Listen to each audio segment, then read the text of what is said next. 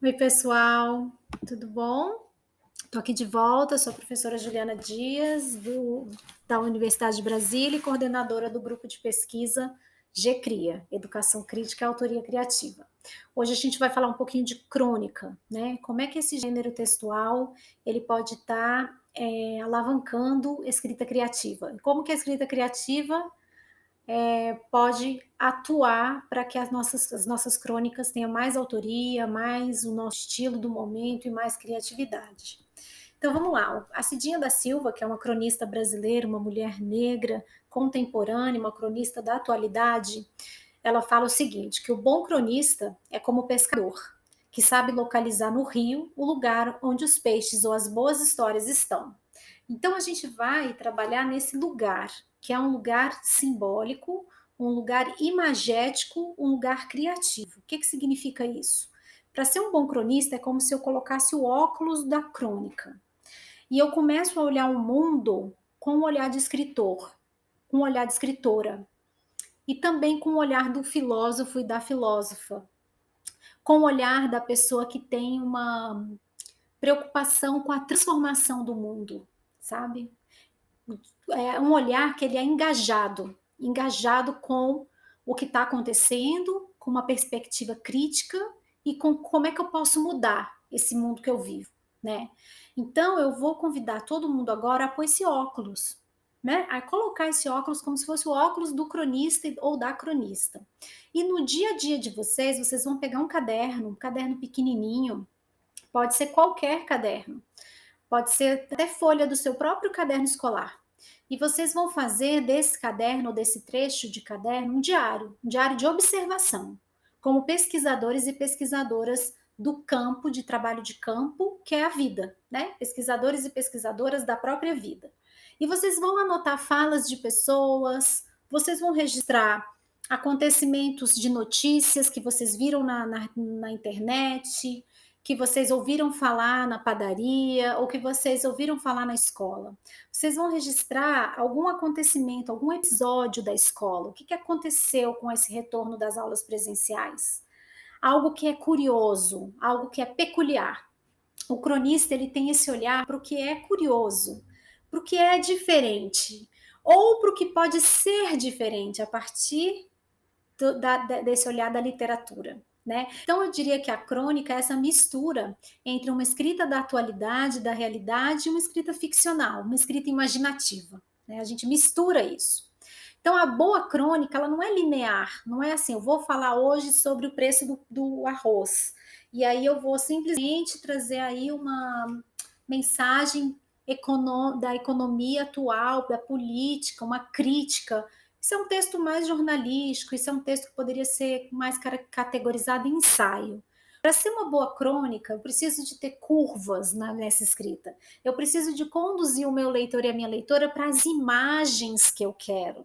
Né? Geralmente, um cronista ele tem sempre uma metáfora, uma imagem que ele vai se guiar por essa imagem para falar o que ele está querendo falar. Então, ele não vai falar direto do preço do arroz. Ele vai falar do almoço. Hoje, no almoço, o arroz acabou. Alguma historinha tem que permear. Então, por isso que a gente chama de armadilhas, né? Quando a gente menos espera, vem uma reflexão profunda ou uma reflexão crítica em cima daquilo que está sendo dito. E tem aparente simplicidade. Não é um texto simples, é um texto com uma aparente simplicidade. E pode ter vários estilos. Eu posso ter crônica de humor, crônica que tem mais a linha da crítica social, crônica de amor, de sentimento, do mundo emocional, e crônica política e etc. Muitas outras. Todo assunto é tema de crônica. Né? Eu vou trabalhar assim com essa ideia que é a ação e transformação do mundo. Tem dois segredos da crônica. É o ângulo que eu olho. Então, se eu estou olhando da perspectiva de uma planta, por exemplo, eu vou olhar um fogo do cerrado que está acontecendo aqui em Alto Paraíso ou aqui perto, no Jardim Botânico. Eu vou olhar de uma perspectiva totalmente diferente se eu estou olhando do ponto de vista do bombeiro, se eu estou olhando da perspectiva de quem está na sua casa, no ar-condicionado, assistindo pela televisão a notícia do incêndio. Então, o ângulo com que eu olho ele é muito importante para uma crônica. Né? E a linguagem que eu uso também, como eu falei, não é uma linguagem desprovida de literatura, de estilo literário. É uma misturinha dessas linguagens, né? E os temas, que é tema de crônica? Eu posso escrever sobre o que para escrever uma crônica? Eu posso escrever sobre tudo, né? Qualquer tema instigante, qualquer tema que me desperta para o mundo, os temas que ampliam a nossa humanidade, né? Então, se a gente está numa pandemia, os temas, por exemplo, de saúde mental, saúde emocional, são temas muito importantes. Como que está sendo esse retorno para a sala de aula, para a escola? Como que está sendo do ponto de vista do professor, da professora, do ponto de vista do aluno, da aluna e do ponto de vista da mãe, do pai, né? Então, assim, são muitos pontos de vista que podem ser trabalhados. E do ponto de vista do cachorrinho, que todos os dias teve a sua presença durante mais de um ano, você ficou cuidando do seu animalzinho de estimação e de repente você volta para a escola no presencial e ele sente muito sua falta. Uma crônica pode pegar, por exemplo, esse ponto de vista. Então, uma das ideias é a gente procurar, para falar da crônica, escrever uma crônica, trabalhar as paisagens humanas, ou, por exemplo, o mundo animal, como eu acabei de chamar a atenção. E não só do ambiente, tipo assim, a pandemia trouxe luto, trouxe perda, trouxe morte, trouxe dificuldade, trouxe ansiedade. Isso é muito pouco, isso não alcança a crônica. A crônica, por exemplo, seria começar para falar da saúde mental na pandemia a partir do olhar do cachorrinho, do seu cachorro, é um exemplo, do seu gato, do seu passarinho, né? Uma imagem, essa imagem, o cachorro, o gato, seria a imagem que iria permear a sua crônica, que ela atravessa o texto todo. Vou dar um exemplo de uma crônica, na verdade está aqui, me peço desculpas, deixa eu voltar um pouquinho. Essa crônica é do Paulo Mendes Campos, e ele fala assim: o amor acaba? O amor acaba. Numa esquina, por exemplo, num domingo de lua nova, depois de teatro e silêncio. Acaba em cafés engordurados, diferentes dos parques de ouro onde começou a pulsar. De repente, ao meio do cigarro que ele atira de raiva contra um automóvel, ou que ela esmaga no cinzeiro repleto, polvilhando de cinzas o escarlate das unhas. Na acidez da aurora tropical, depois de uma noite voltada à alegria póstuma que não veio, e acaba o amor no desenlace das mãos no cinema, como tentáculos saciados, e elas se movimentam no escuro como dois polvos de solidão, como se as mãos soubessem antes que o amor tinha acabado. Na insônia dos braços luminosos do relógio, e acaba o amor nas sorveterias diante do colorido iceberg, entre frisos de alumínio e espelhos monótonos, e no olhar do cavaleiro errante que passou pela pensão. Às vezes acaba o amor nos braços torturados de Jesus, filho crucificado de todas as mulheres, mecanicamente no elevador, como se lhe faltasse energia. Olha quantas referências o Paulo Mendes Campos junta esse texto. Ele vai falando do amor acaba e ele vai trazendo as referências, muitas imagens, né? O cinzeiro, o cigarro sendo apagado, o elevador, o cinema, escuro do cinema, as mãos que já não se tocam para ver um filme no cinema, um teatro em silêncio, o café engordurado, Jesus Cristo na cruz, a sorveteria que só o iceberg colorido, mas não se presta mais atenção no sorvete, só se presta atenção naquele friso de alumínio e no espelho embaçado da sorveteria. E assim ele vai trazendo muitas imagens e a gente pode brincar com isso. Vou chamar vocês para fazer esse exercício. E aí, seu professor, sua professora também pode pensar em outras ideias para fazer exercícios semelhantes a esse. E vocês mesmos podem criar, vocês podem escolher os autores favoritos, as autoras favoritas, cronistas, e vocês podem ir substituindo trechos das crônicas por palavras de vocês. Assim a gente começa a desbloquear a nossa escrita. Então, por exemplo, o amor acaba. Tudo que está em vermelho é do Paulo Mendes Campos. Você pode escolher uma outra frase para substituir o amor acaba, um outro verbo, por exemplo. Eu escolhi o amor começa. Eu vou ler para vocês já já o meu texto. O amor começa. Então, o amor acaba. O amor chora. O amor desperta. O amor tem fome. O amor está sedento. O amor quer voltar a se olhar sem máscara. Vocês podem pôr uma frase nova, tá? Numa esquina, por exemplo, num domingo de lua nova, depois de teatro e silêncio. E aqui vocês podem substituir esse trecho todinho, ó. Aí ao invés de falar esquina, você põe outra localização. Num domingo de lua nova, ao invés de falar domingo, você põe outro tempo. Teatro e silêncio, você põe um binômio fantástico, uma combinação de palavras diferente. Acaba em cafés engordurados, diferentes dos parques de ouro onde começou a pulsar.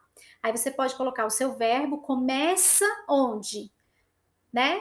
Em cafés engordurados? Não, começa em ramalhetes de flores, começa no sorriso da criança, e aí vocês podem inventar. Diferente de quê? Onde terminou, né? E aí você faz o contraponto. Se o Paulo Mendes Campos estava falando que acaba diferente de onde começou, você fala que começa diferente como quando acaba. Então você vai usar um verbo escolhido e você vai procurar sinestesia. Café engordurado, dá para ver aquela cena, né? Dá para ver aquela coisa meio nojenta. Então, percebem que ele usou muita sinestesia para falar. O que é sinestesia? É você vê, você sente, você ouve, tem o tato, tem todos os sentidos, né? Mexe com você. E de repente, ao meio do cigarro, que ela tira de raiva contra o automóvel, ou que ele esmaga no cinzeiro repleto, e aqui você vai trazer uma outra imagem, e assim você vai produzindo o seu texto. Isso como um exercício para escrever suas crônicas, né? Olha só o que eu fiz, inspirada no Paulo Mendes Campos. O amor começa. O amor começa ao pé de uma fonte, por exemplo, no instante preciso em que a alma ajoelha nua e reza para o seu santo de fé. Começa quando segura as mãos em ciranda e aperta com confiança outras mãos tatuadas, grandes, ou quando segura mãos delicadas e cheias de enfeite, ou ainda mãos suadas, sedentas, que contam histórias. Como se as mãos soubessem de antes que o amor já havia sido semeado. Diferente dos cemitérios, por onde a alma andou enterrando pequenos passados, o amor começa, quando ela pisa em terreno ferido para exercer trabalho curador, para recolher pedaços de outras almas, para plantar flores nos corações perdidos, para recompor estilhaços próprios, presos nas catacumbas dos antepassados. O amor começa na areia da praia, nas pipas no céu, no balbucio do bebê, que tecem teias de esperança para todos os corações sedentos de tanta apartação. Esse foi o texto do Amor Começa. Então eu provoco vocês agora a escrever um texto sobre esse momento da pandemia, esse momento que vocês estão vivendo, como é que está a saúde emocional de vocês, o mundo interno de vocês. E vocês pensando nos amores, né? Tantos amores, tantas pessoas perderam os amores para o Covid, né? Tantas vítimas, tantas mortes. Como é que é voltar a encontrar os amigos de novo? Como é que é estar no mundo de novo, mesmo de máscara, né? O amor o quê? O amor está mascarado também? Ou será que o amor está desmascarando-se, né? Então aí vocês podem brincar, inventar e escrever uma crônica inspirado no Paulo Mendes Campos, inspiradas, para poder falar um pouco desse momento da pandemia e como é que vocês estão. E aí eu vou ficando por aqui e deixo aí um recadinho para o professor e professora para fazer aí uma semana de leitura de crônicas, cada dia lendo na escola junto com seus alunos, ler junto é muito importante. Tem Cidinha da Silva, tem o Carlos Drummond de Andrade, tem a Clarice Lispector, tem o Paulo Mendes Campos e tem tantos outros cronistas incríveis que a gente pode trazer para a escola, né, para a gente poder trabalhar com esse lugar, esse olhar crítico do mundo, da transformação do mundo e principalmente do meu lugar, o meu engajamento. Então, para os alunos e alunas, diário de campo, esse caderninho em que vocês vão anotar tudo que vocês puderem sobre o cotidiano de vocês, cada historinha, cada observação. Se vocês estão na parada de ônibus e aconteceu alguma coisa ali na esquina, anotem. Se vocês entraram no ônibus e aconteceu algo inusitado, anotem. Tudo que pode ser motivo para um texto, anotem. E comecem a escrever como pesquisadores da vida. O cronista é um grande pesquisador da vida. Ele pesca palavras, pesca história e ele mistura nessas histórias reflexões importantes para nós seres humanos, para a gente mudar e se viver num mundo melhor. O cronista é um grande esperançoso, né? É um grande crítico social. Então que vocês possam ter um lindo trabalho com crônica e eu sigo disponível. Eu vou voltar aqui para a gente poder encerrar. Um abraço.